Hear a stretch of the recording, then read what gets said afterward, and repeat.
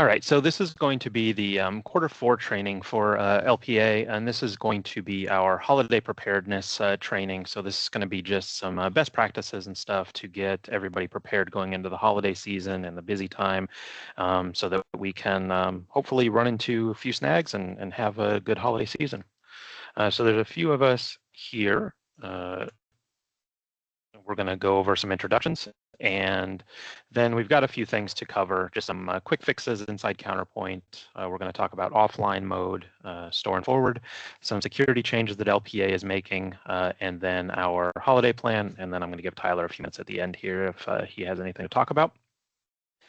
So we've got myself here, Richard. I'm our application specialist and system administrator at LPA, and Tyler, the services manager, is here. We also have Aiden on, just making sure everything's running smoothly here. And let's get into it.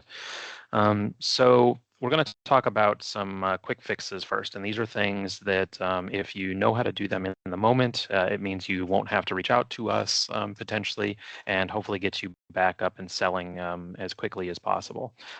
So the first thing on the list here is we want to make sure that we're testing everything now.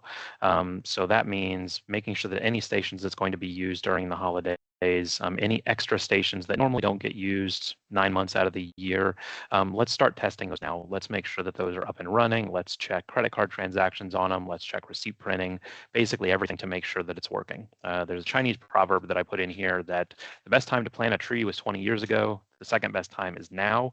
That holds very true for testing our point of sale systems. So we want to make sure that everything is up and running before we need it. We don't want to be going into the Wednesday before Thanksgiving and just starting to test registers that we're going to need on Black Friday for sales and stuff. Some of our users also move stations or decommission stations during the non-busy times. So if stations are moved or if we are moving them to be in a better location, good practice to take some pictures of where everything's connected when it's working, and then when you put it back in place, put everything back where it was. So reference the pictures that you've taken, and get everything back where it was in the original setup that was working. So that's just a good point. We know that stuff is working when it's connected the way that it is. So if we reconnect it the way that it is, should work as well. We also run into some situations around the holidays where somebody might move station, 6 over to where station 5 is, and then they want to make it clean, so they rename it. Our recommendation is generally around the holidays, don't do that. So renaming a station is not as simple as just going in and renaming the computer. That will work, but it will break a lot of things in Counterpoint. So as little as possible, we don't want to rename stations if we can get around it. If we do, we can fix that, but it does involve uninstalling and reinstalling Counterpoint. So that's just something to know, that we can't just rename stations at will. Let's talk about credit cards. So the prime thing that we do during the holidays is sell things. And in order to sell things, we need to be able to take credit cards. One of the best things that we can do if we run into credit card issues is to reset them. So most of our customers are still using lane 5,000, 7,000s, or 8,000s. The good news is the resets on all those are identical to each other, although the buttons are in slightly different places. So on any of them, you press and hold the yellow button, or the back arrow if the button is not fully yellow, and press the hashtag or the pound key or whatever you would like to call that. If you press and hold those buttons down for a few seconds, 2 or 3 seconds, you'll get a loud chime, and then the unit will reboot. That fixes, I would say, like 75% of issues that we run into, and it's a pretty easy way to get a credit card machine back up and running if something fails, if something happens, and that will hopefully get you back up and running. The ISC 250 is a little bit different. There is still a yellow button involved, so we still press and hold the yellow button, but we use the minus sign and not the hashtag or pound sign. So it's the yellow button and minus, same thing. You press and hold both of those buttons at the same time for a few minutes, or for a few seconds, and then the unit will reboot and you should be back up and running. For some of the newer machines out there, the 2 Equinox devices, those are a little bit easier. There's not really an in-menu reset, but if you just unplug them from power, so unplug their power plug and then reconnect it, that does the same as the resets on the other units. So if you have one of the Equinox devices, that's what you do. Just unplug it from power, Don't have to wait any amount of time, and then just plug it right back in, and then that should get you up and running. And kind of the same as the Ingenico devices, this will solve most issues that we run into with normal credit card processing. A big error that we see during the holidays on the credit card readers is, or I guess you will see this in Counterpoint, is a message that says failure VM, and it's all in caps. This is a pretty common error around the holidays because it means that the retailer has met or exceeded their transaction limit for the day. So every bank, every processor has a certain amount of transactions that are expected to be run from any individual retailer during the day. And if you go over that amount, say on a very busy sale day. We have some record stores that on record store day, they hit this almost every year. So they've started preemptively calling their processor. So basically, if you see this, it means you've hit that limit. Call your bank. That's the first call that you should make. They're the ones that can up that limit and make it so that you can start ringing transactions again. We also have a few more generic errors that the Ingenicos might throw. The first one is a happy face. The second one is a sad face. Both of these are boot up errors. So that means that the unit did not reboot properly. If either of these happens, the first thing to try is rebooting it using the button presses that I showed you previously, or unplugging it from power. If that does not work, then you can give us a call, and there's a few other things that we can try. We can remove the devices from Counterpoint and re-add them, and we can go through those with you. So happy face and sad face are pretty much the same thing. Just try to reboot it again. These are normally associated with a blue screen, so you'll see the screen will be fully blue. So yeah, give it a try, give a reboot a try, and if that does not work, give us a call. Another one that we see occasionally is alert eruption. This means the Ingenico or the credit card reader believes that it has been tampered with in some way. It thinks that somebody has tried to open it, or somebody has tried to like put a credit card skimmer or something on it. That means that the Ingenico believes that it has been tampered with, and it will not work again until it has been serviced. There's not anything that you can do on site. There's not anything that LPA can do if we see this error. We can try restarting it, but in 9 times out of 10, that will not actually fix anything. So those generally have to be serviced. It's one of the reasons that we say during the sales process that it's not a bad idea to have an extra one of these in case you run into something like that, so that if something goes wrong with one, you can just take out the bad one, put in a new one, and you're good to go.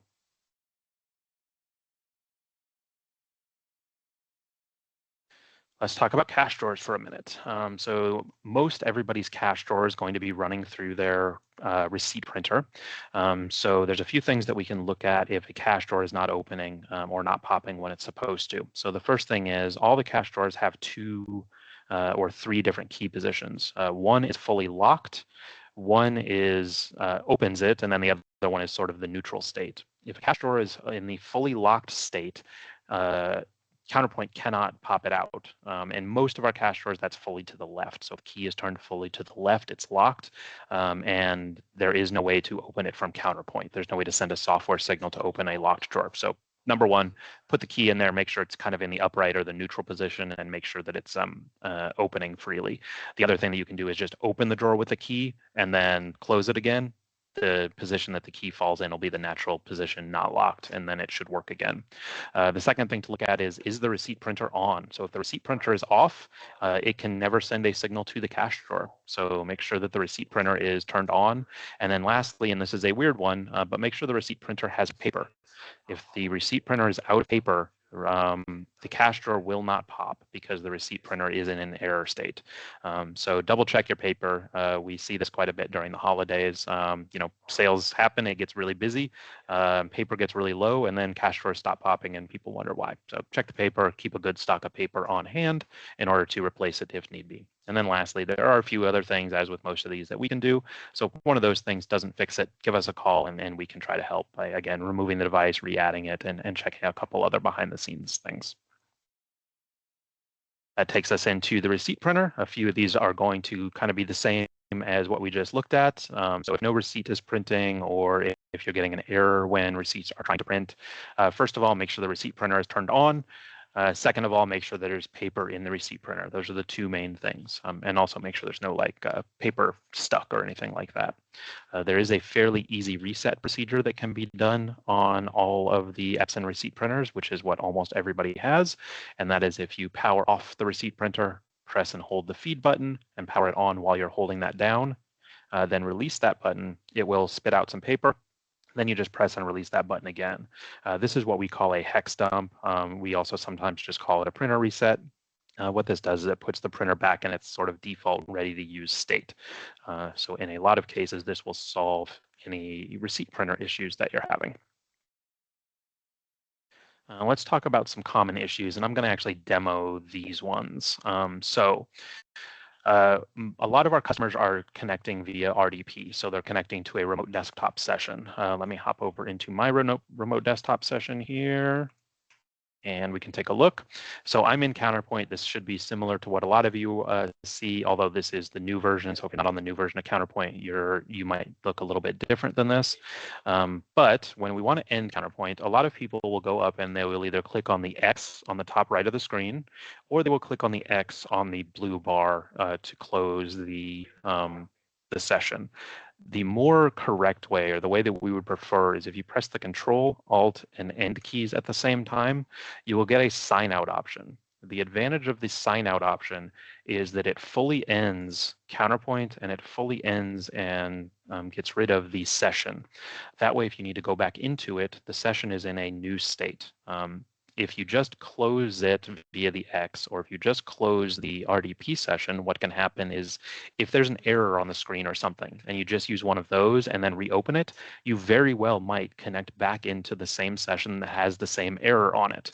If you hit Control Alt End and do sign out, you are ending that session entirely. So the next time you go into Counterpoint, you're in a brand new session, hopefully without the error. So our preferred method is to Control Alt End to get out of the session. Yeah, oops, let's get back over to our presentation here. Oops, let's go back. There we go. Let's go through updating a user password. So around the holidays, we have lots of seasonal employees. We also have, a lot of people kind of coming in when they're not normally there and stuff like that. So let's go through how to update a user password in Counterpoint. I'm going to go to my local session here. Let's minimize this and hop into users. So we go into users, and that is also in setup system users. And this is where you edit individual users at. So if I needed to change my password, I would type in the username, hit tab, and that will populate everything. And we have the option to set a password for that user here. So say you're a manager in a store and a cashier comes up to you and says, I can't log in. It says my password is invalid. You can put their username in the top, hit tab, come down to set password, and then have them type in the new password that they want to use and hit OK. That will set that password for them. If you're using online Counterpoint, that password takes effect immediately. If you are using offline Counterpoint, that password can take up to 15 minutes to sync. And the reason for that is offline gets its information from the server every 15 minutes. So if you happen to set this password and we had just done a sync, then it will be another 15 minutes before that information fully goes down to the offline stations. There is a way to expedite that. And what I am going to show you is, oh, I actually don't have that in here. Okay, so there is a way to expedite that, and that is on most people's touch screens right now. So it's something that we've gone in and added to almost everybody's setup. So if we go back home here, and if we go to, oh, I'm on the online version. That is why. Give me a second. Sorry. To this one. I did set it up here. So if we need to manually send that information down, in almost everybody's instance of Counterpoint right now that we are hosting, if we go into the offline tools section, there is a new button that is called Management Console. Management Console will take you into the Management Console for all of the offline stations. in the management console, you can view all of your offline stations that exist inside of Counterpoint. And you have a few different options here. And I do have a slide for this, but it must be after these. And it goes through what each of these options do. If you're just trying to sync something like passwords down or items down or something like that, the easiest way to do that is to do an extract. Almost every time that you use Management Console, extract is going to be the proper thing to do. Extract just basically takes that cycle that normally happens every 15 minutes and it makes it kick off now. Now it still takes a minute or two to happen, but it starts the process immediately. Full extract is similar, although it takes a full copy of the database and syncs it down. We only generally do this if there are errors in the database or something like that, or something larger needs to be sent down. So I would say 99 times out of 100, extract is the only one that you're going to use, and that basically just syncs offline to online within the next minute or two rather than waiting for 15 minutes. The last option you will almost never use, and there's a reason for that. So rebuilding removes the existing database from the offline station and sends down an entirely new copy. The reason you will almost never use this is because it is very intrusive to day-to-day operations. So it will actually not allow that station to work in offline until the rebuild is done. And depending on things like internet speeds and resource usage, that can sometimes take 15 to 20 minutes or so to happen. So we generally do not use the rebuild. I would say for the most part, you won't be doing rebuilds ever. You'll be doing extracts on whichever station you need to send it to. So let's go back to our previous example. If a cashier that's on register 1 needs to have their password changed and that register normally runs in offline, what you would do is change their password in the user's pane, hop over to register 1, hit extract, and then if we go into the communication detail, it will tell us whether that has happened or not. Now, I don't have any offline stations here, but normally this would say that is processing or that is completed. And then when that's done, which normally takes, I would say, 2 or 3 minutes, then that offline station is fully resynced with online, and you don't have to wait that full 15 minutes. There's another common error that we see in Counterpoint, and I'm going to try to reproduce this for you because it makes a lot more sense if you actually see it live. And that is if we go into point of sale here. So let's go into touchscreen. And let's add an item here. We have an item.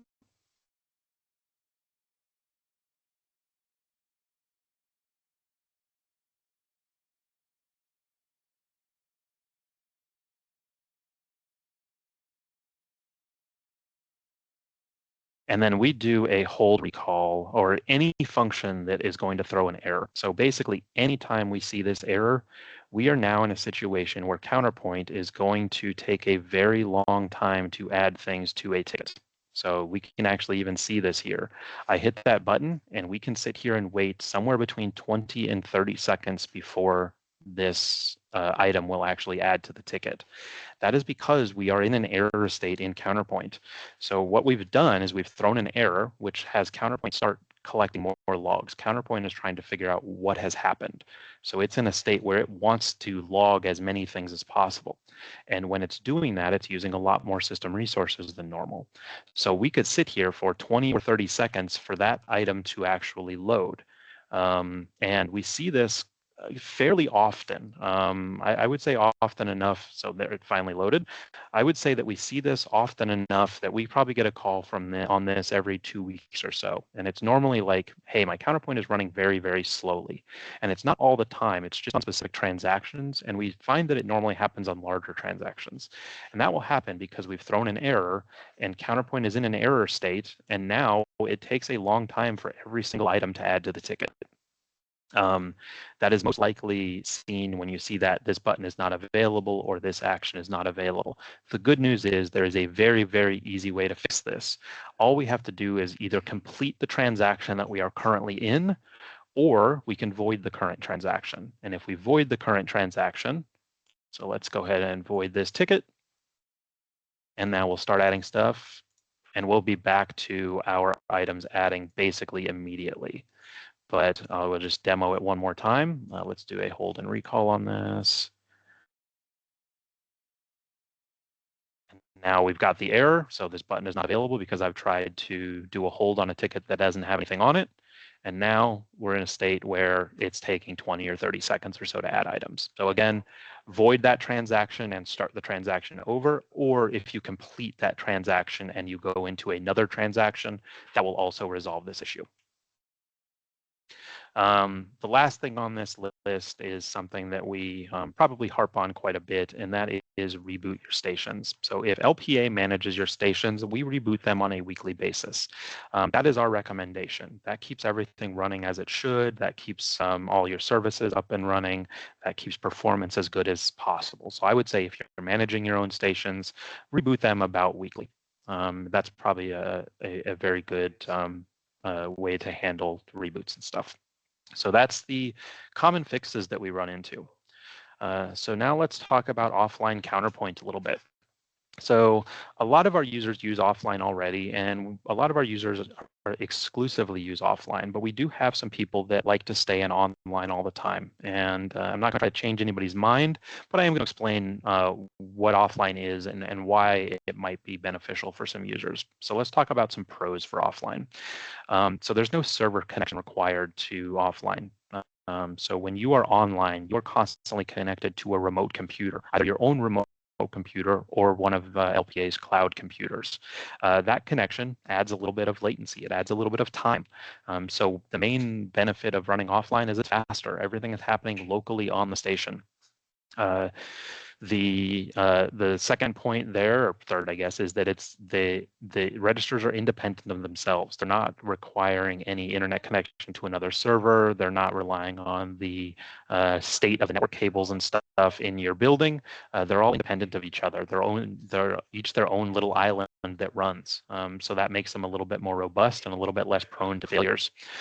This is also very good if your internet is unreliable. So if there's slight blips in the internet and you say you're on an older connection or you're out in a more rural area that doesn't have super high speed or super low latency internet, those internet impacts are far less impactful.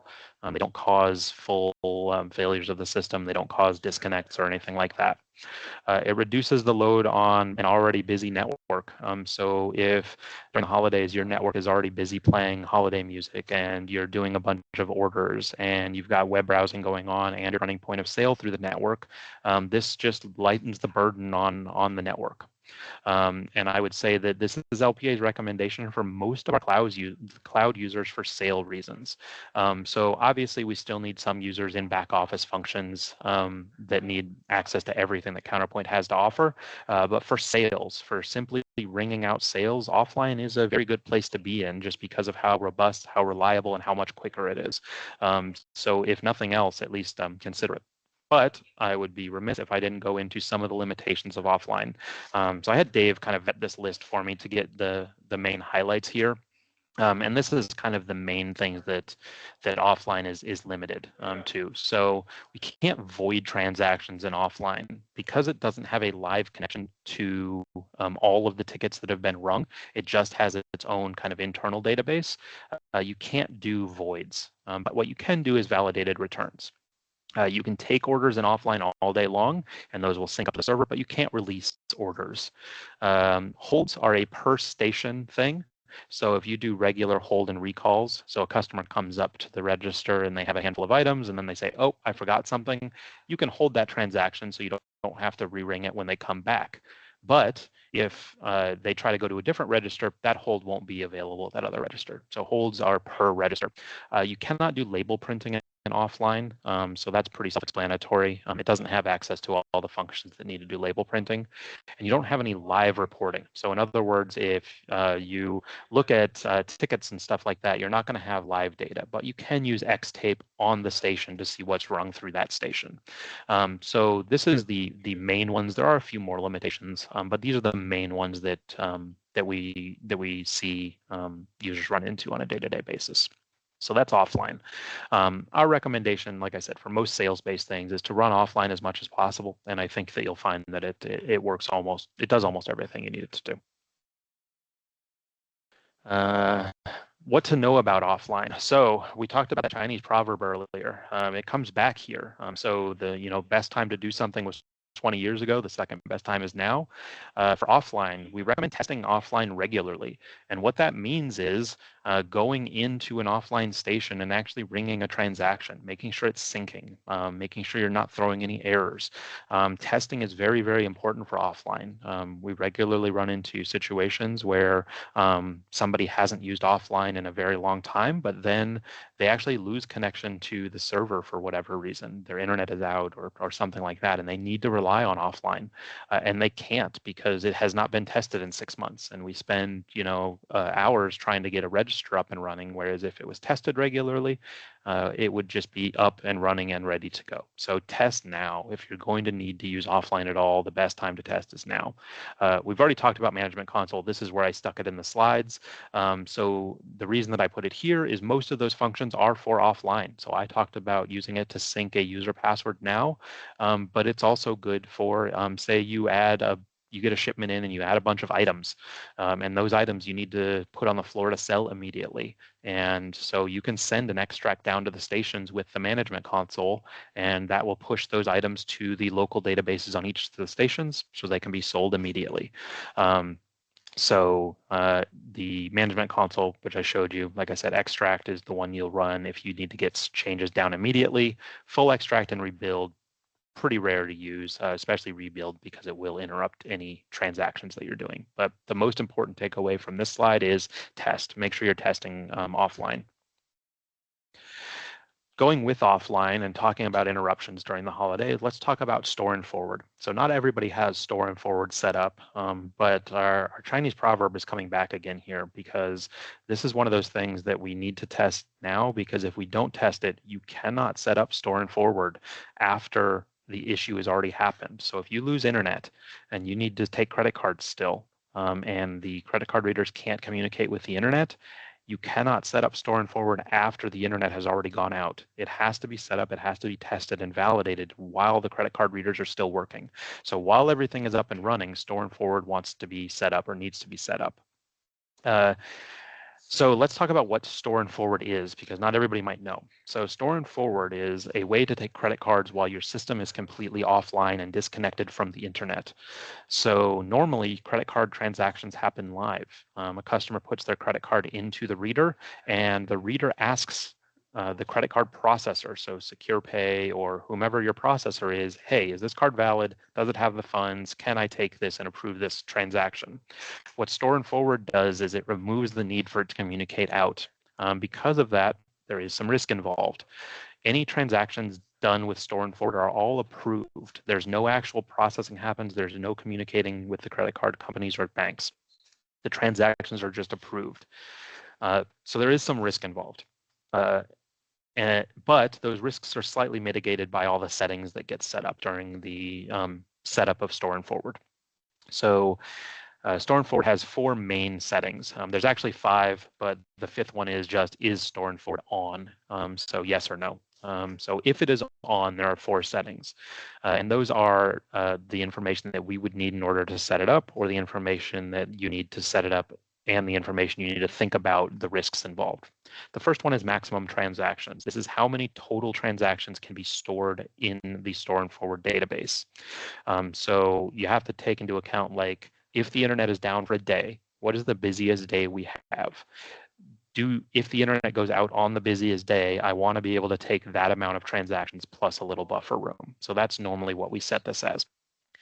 That number changes based on our maximum offline duration, which is the last item in this list. So that's how many days can store and forward be used.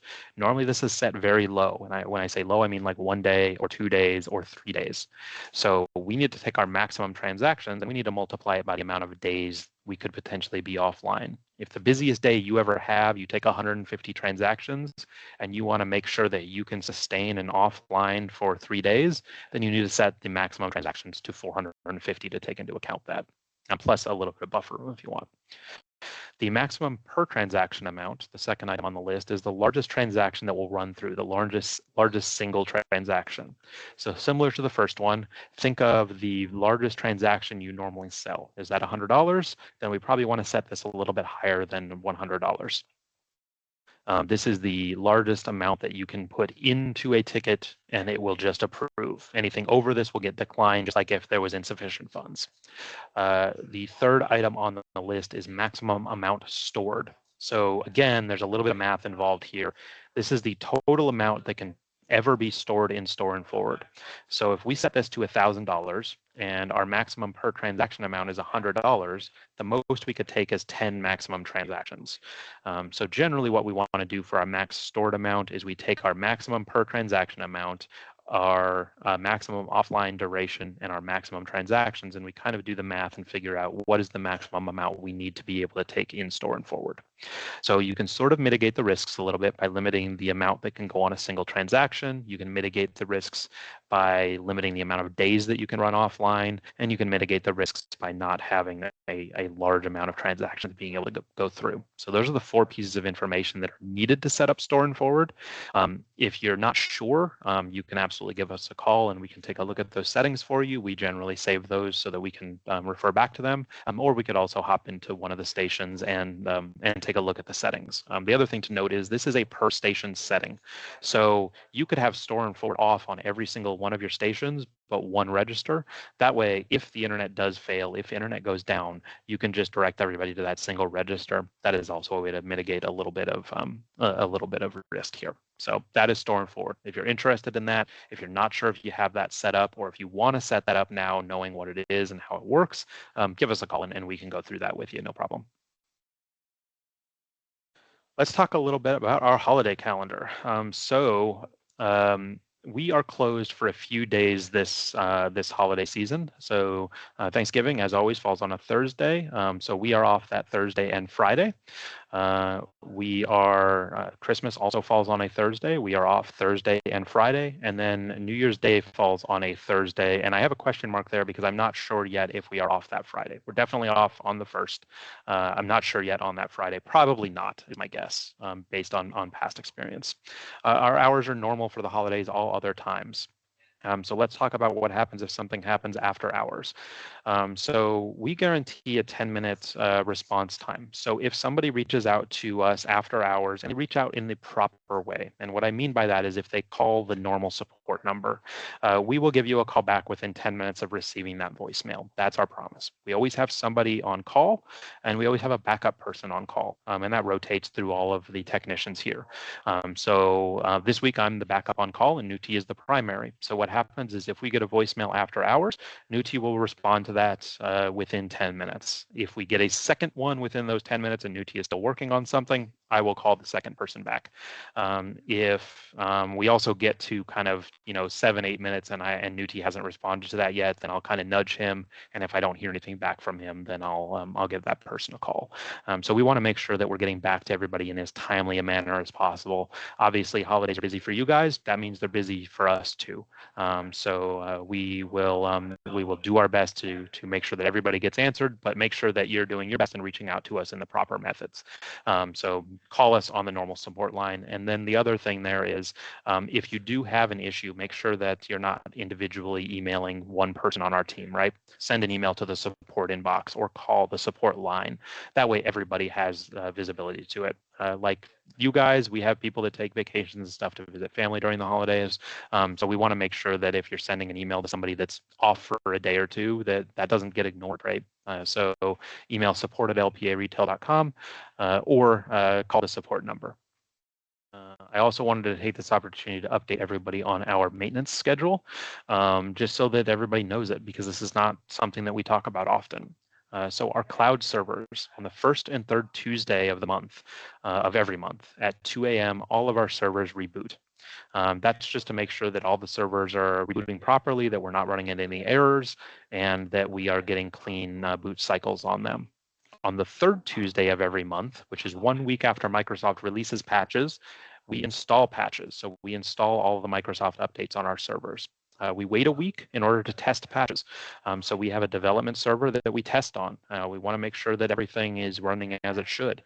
We had an instance this week that people probably got an email about that said that we are having an issue with one of the patches that was released this week. A lot of other partners are reporting issues with their installs and with their Counterpoint installs. We have not run into that because we have a week period where we test before we push those out live. So we can already get ahead of some of those things. Kind of in the same vein, if you're a managed services customer with us, we reboot your stations weekly at 2 a.m. So this sticks with what we recommend, which is to reboot the point of sale stations weekly. So we reboot every week Tuesday at 2 a.m. That's why a lot of you probably come in Tuesday mornings and see that their computers are at a login screen or something like that. We also do updates on workstations on the third Tuesday. So the same as our servers. We want to have a period there where we can test internally before we push updates live to make sure that we're not sending out bad updates or updates that are pulled back from Microsoft or something like that. That is what I have. So Tyler, I think he had a few things that he was going to go over and talk about. Yeah, I don't have a ton. I just wanted to mention a couple things quick as we kind of wrap up, and then we'll leave some room for questions. Just kind of as a larger point for the service department, as a lot of our customer base is prepping for the holidays, we're kind of headed in that direction too from a workload perspective. If there are things that you want checked, done, or if you have development work in the pipeline, we are booking out maybe 2 or 3 weeks for some of that work at this point. So if you do have things that you want in place before we get into the heart of November, now's the time to reach out to LPA to get that stuff scheduled. Other than that, the only other thing I wanted to mention is we did send out an alert email yesterday to all customers. We talked a little bit about Windows updates and when we restart machines and all that stuff. We did find an issue or potential issue in the Windows update for October. For our managed services customers, if you're on managed services with us, we're going to be delaying that Windows update for you. Normally, you would have received that next week. We are going to delay that update until we have a solid fix for the potential bug that's in that update. Again, if you're on managed services, the reason that you would be getting it a week after it comes out is precisely for this particular reason, in case we do find something in testing with Windows, the Windows update that might break something inside of Counterpoint. If you're not a managed services customer and you handle Windows updates either through a third-party IT provider or yourself, we are cautioning people not to install that Windows update until we have a fix in place for a potential issue that exists in there. So that's another thing I wanted to mention. If you have any questions about it, certainly reach out to LPA through the service line